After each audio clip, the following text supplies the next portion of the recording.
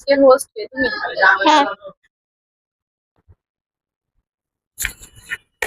So guys আসসালামু আলাইকুম। আজকে হচ্ছে এই যে আমি কোরিয়ান রামেন নুডলসটা খাচ্ছি, আর এটা কিন্তু অনেক বেশি ঝাল। আমি আগেবারও খেয়েছি। বলো, আজকের পর থেকে আন্টির সাথে আবার অনেকদিন পর পর দেখা হবে। আমি তোমার হ্যাঁ। তুমি চলে যাবা। হুম। তুমি কি আদৌ এই ঝাল খাইতে পারবা? হ্যাঁ। পারবা? আমি খাইতে পারি না, আর ও এই ঝাল খাইতে পারে। তো আজকেও আমার বাসায় আসছে, কারণ কালকে ওরা চলে যাবে অন্য বাসায়। আমি অনেক মিস করবো তোমাদেরকে। তবে যেদিনকে আসবে সকালে আসবে, সন্ধ্যায় চলে যাবে, ঠিক আছে? পারলে প্রতিদিন, মানে এই পুরো দিনটা থাকতে পারলে তো আমার জন্যই ভালো। মানে আসবা পুরো দিনের জন্য আর কি, ঠিক আছে? আজকে যেমন কান্না করে আসছো, এরকম তোমার মা মনে কেউ কান্না করে করে আনতে বলবা, ঠিক আছে? এখন তোমার ফিলিংস কি বলো? আয়সা বলতেছে আন্টি আমি সেই নুডলস রান্না বলছিল না, তাই আজকে ওকে রান্না করে দিলাম। এখন তোমার ফিলিংস খেয়ে বলো কেমন লাগতেছে? আমার বেস্ট ফুড ব্লগার ভবিষ্যতের, না?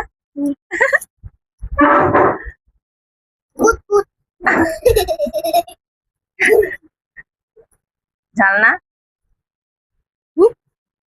ঝাল? মা আস্তে আস্তে খা। ঝাল লাগতেছে না? একটু পানি নিয়ে আসো। আরে সেটা পানি আনো তাপুর জন্য। আল্লাহ, আমি একটা ফোঁটা দিছি বুঝছো, বেশি ঝাল দি নাই, আর ও সে খাইতেছে। আমি ওর জন্য ডিম ভেজে আনছিলাম, কিন্তু ও এটা খাবে না। দেখি দাঁড়াও, মানে প্লেট দেওয়া হয়েছে ওর জন্য যাতে নিচে না পড়ে। বেশি ঝাল? বেশি? অতিরিক্ত? আমি একটা চামচ আনছিলাম।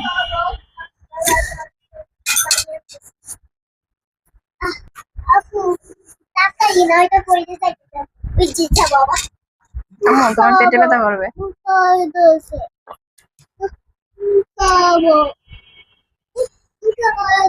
তুমি খাইও না, হ্যাঁ? পেটে ব্যথা করবে। অনেক ঝাল, অনেক। পানি খাইতে আছে।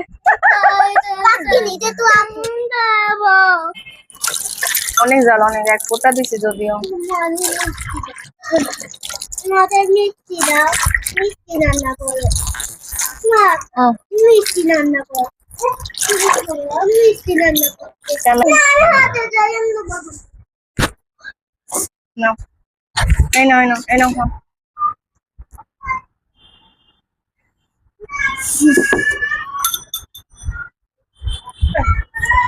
ফুড ব্লগারের অবস্থা খারাপ।